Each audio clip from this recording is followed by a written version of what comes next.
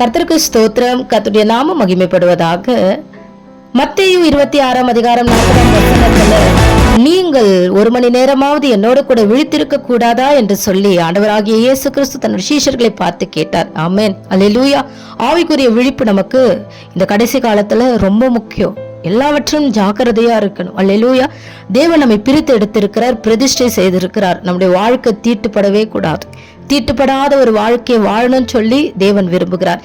நம்முடைய வாய்க்குள்ள போறது நம்மளை தீட்டுப்படுத்தாது. நம்முடைய வாயிலிருந்து புறப்படுகிறவைகள் இருதயத்திலிருந்து புறப்படுகிறது. இருதயத்தை நிறைவு வாய் பேசும் பொழுது நாம் தீட்டுப்படுவோம் என்று வேதம் நமக்கு அடையாளம் காட்டுகிறது. அல்லேலூயா, கர்த்தருக்கு ஸ்தோத்திரம். அப்போ நம்ம எதுல ஜெபிக்கிறோம்? வாயில ஜெபிக்கிறோங்க. அல்லேலூயா. நம்முடைய ஜெப வாழ்க்கை எப்படி வருது?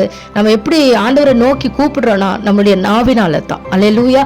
இதை தீட்டுப்படுத்த நினைக்கிற சத்ருவானுடைய கிரியைகளை அழித்து ஜெயம் கொள்ளுகிறவர்கள் தான் தேவனுடைய பிள்ளைகள். ஆமென், அல்லேலூயா.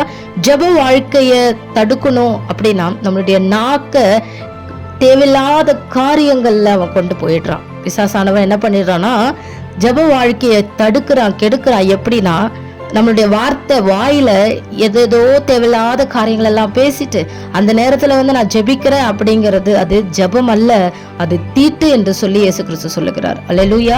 நம்ம வாழ்ற வாழ்க்கையும் குற்றச்சாட்டப்படாத ஒரு வாழ்க்கையா இருக்கணும். தேவனுக்கு பிரியமாய் நம்ம வாழணும். நம்முடைய இருதயத்துல ஆண்டவருடைய வார்த்தை தான் தங்கி இருக்கணும். அல்லேலூயா. எல்லா நேரத்திலும் நம்முடைய ஆவியோ ஆத்மாவோ சரீரமோ தேவனுக்கு பிரியமாய் இருக்கணும். தேவனையே நம்ம சார்ந்து வாழணும். கர்த்தருக்கு ஸ்தோத்திரம். அப்படி நம்ம ஆத்ம பாரத்தோடு நம்ம ஜெபிக்கும் பொழுது நம்ம பலவீனப்படுத்துகிற எந்த காரியம் வந்தாலும் சரி, தேவன் சொல்றாரு, உன் பலவீனத்துல என் பலன் பூர்ணமாய் விளங்கும். அல்லேலூயா. இருதயம் எப்பொழுதுமே தேவனை என்ன பண்ணணும்? உயர்த்தி அவரை மகிமைப்படுத்தி ஸ்தோத்திரம் சொல்லிட்டே இருக்கணும். நம்முடைய வாழ்க்கையில தேவன் ஒரு தரிசனத்தை கொடுத்திருக்கிறார்.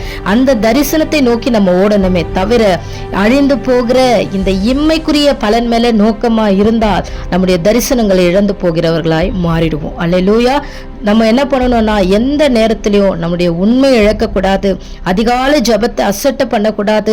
உபவாசம் செய்யணும். உபவாசத்தோட தேவனிடத்துல நம்ம கிட்டி சேரணும். இரவு நேரத்துல பகல் நேரத்துல எந்த நேரத்துல எல்லாம் நமக்கு நேரம் கிடைக்கதோ அந்த நேரத்துல எல்லாம் நம்ம வேதத்தை வாசிச்சு ஜெபித்து தேவனை உயர்த்துகளா இருக்கணும். தேவ சமூகத்தை என்ன பண்ணவே கூடாது? புறக்கணிக்கவே கூடாது.